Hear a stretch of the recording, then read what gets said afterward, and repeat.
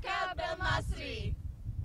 من بروكلين، من المنطقة المشهورة بالجالية العربية والمحلات العربية. تعالوا معانا نشوف جوه المحلات بيعملوا ايه وبيحتفلوا ازاي برمضان وبيقدموا ايه للجالية العربية. مساء الخير، عرفنا بيك. محمود، مصري مقيم في أمريكا من 15 سنة تقريبا. عايش في بروكلين؟ عايش في بروكلين. أنا شايفة إن كنتوا عندكم أصناف أكل كتير أكل عربي، وإحنا طبعا دلوقتي في شهر رمضان، شهر المفترج. إحنا طبعا رغم إن إحنا عندنا أكل وبنعمل أكل، بس ده ما بتفرقش معانا، لأن إحنا بنهتدي بهدي رسول الله صلى الله عليه وسلم. نحن قوم لا نأكل إلا إذا جوعنا ولا نشبع إذا أكلنا. قول لي ايه اكتر حاجة الناس دايما مقبلة عليها ومشهورة بيها هنا؟ المكرونة البشاميل المصري، والملوخية والرز والسبانخ. الأكل المصري عامة الناس كلها بتحبه. مين بيعمل الأكل؟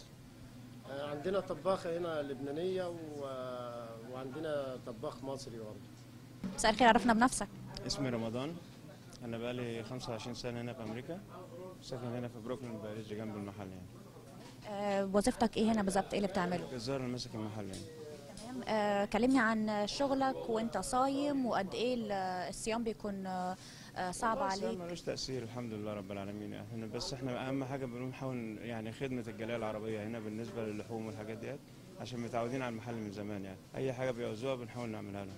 هل بتلاقي ضغط كتير من الناس؟ انت عارفه رمضان بيبقى كله عزايم وفي ناس بيعزموا بعض كتير، يعني الضغط الشغل بيختلف عن الايام العاديه، بدل ما يبقى مثلا مره بتاع بيبقى ثلاث اضعف، يعني 3 مرات ضعف الشغل يعني كل مره عن الايام العاديه.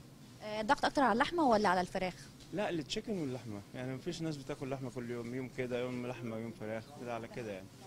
بالنسبه لميعاد الفطور والساعات العمل، انتوا بتروحوا؟ الفطار العمل بيخف طبعا، طبيعي الناس كلها بتفطر في بيوتها، واحنا بنفطروا هنا مع بعضين يعني، كزملاء كلنا بنفطروا مع بعضين يعني، كاننا من الساعه كام للساعه كام؟ يعني من ساعه المغرب كده لحد 10 دقائق ربع ساعه بالكثير الفطار. ما لا، شغلكم الساعه كام؟ الصبح من 8 الصبح لحد المحل هنا 24 اور يعني 24 ساعه، بس شفتات، لا شفتات بتتغير. يعني انت عن نفسك بتشتغل كام ساعه باليوم؟ 12 ساعه. 12 ساعه. الله يخليك. شاكرين جدا لوقتك، وسام وانت طيب، رمضان كريم. ماشي. مساء الخير، عرفنا بنفسك. مساء النور، اسمي عتيق عبد الله من اليمن، بقالي هنا 5 سنوات في نيويورك بيريج، والحمد لله الاجواء يعني لما يكون في رمضان بيكون على الطريقه المصريه، على الطريقه اليمنيه، يعني بنشوف كل طريقه يعني نفطر مع بعض كلنا في الشغل، يعني احيانا ناكل الاكل المصريه واحيانا الاكل اليمنيه، يعني بنخلط كلها مع بعض وحلو وعايشين زي العائله يعني. بتلاقي صعوبه انك انت صايم وبتشتغل وساعات العمل كتير عليك؟ طبعا في صعوبه، يعني احنا بنشتغل من الساعه 10 الصبح للساعه 10 في الليل بعد الفطور، وطبعا في صعوبه، بس الحمد لله يعني نزود الاجر الحمد لله رب العالمين. ليك عيله هنا، اسره هنا؟ معايا الوالد، العيله في اليمن. بتروح اليمن ولا؟ ان شاء الله نروح بعد شهر. ان شاء الله تروح بالسلامه ان شاء الله. متشكرين جدا ليك، ورمضان كريم. مساء الخير، عرفنا بنفسك. معتصم حماده، انا الاصل فلسطيني مواليد الاردن، وبقالي هنا 3 سنين ونص. المكان كله جالية عربية، تقريبا 90% عربية و10% امريكان.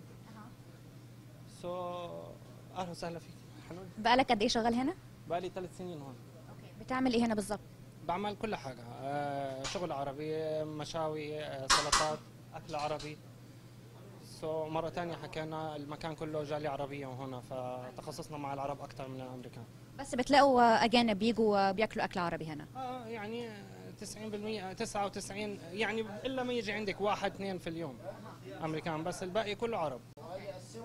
الإقبال على الأكلات الساندوتشات والأكل الجاهز حاسوا أكتر برمضان ولا بغير رمضان؟ ما شاء الله في رمضان الناس بتصوم عشان الأكل في رمضان. قول لي، ليك أهل هنا ولا أنت لوحدك؟ أنا مع إخواني، لحالنا يعني، أهلنا في البلاد. تحب تقول كلمة لأهلك في البلاد؟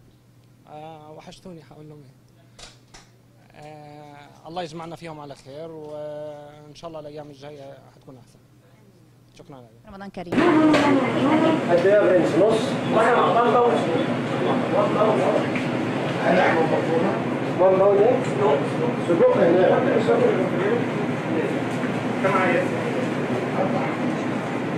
وزي ما شفتم من محلات البقالة العربية، مش بس محلات بقالة، هي محلات بتقدم وجبات إفطار للصايمين، منها وجبات لبنانية، مصرية، يمنية. كانت معكم سهيلة حوراني من بروكلين.